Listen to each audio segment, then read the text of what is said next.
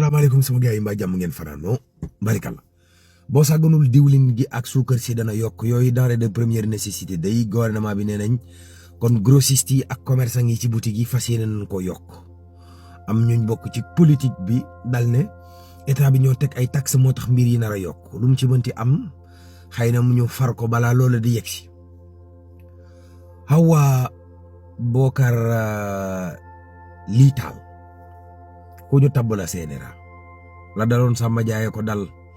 daa merloo patriote yi ba ñu futt weekend bi daanaka lépp duñ ko xultu rek jàbbatu yeeg bu mu fi amee kii dafa doon saaga projet beeg xuloo ba fa delu kayita yéeg ne day expliquer gaa yi ne ko duñ la déglu faale wuñ la coow li commencé di tulleeg màlle il a fallu que Ousmane Sonko ni gi ni démb ci 22h30 mu jël kaddu lu war a tolloog daanaka fanweeri minute yu mu wax ak patriote yi xas leen ba ñu rab ñoom ñëpp ñu rus ku nekk di yollu naan ko tey ñu ko baal ñu waaye kàddoom li ci ëppoon solo mooy nit deesu ko jiital ba pare ne doo ko wóolu te ñoom li ñuy def mën nañ cee am ay rëq-rëq waaye ku leen ko wan ñu xool nuñ koy saafara waaye ñu muñal leen leen te rek waaw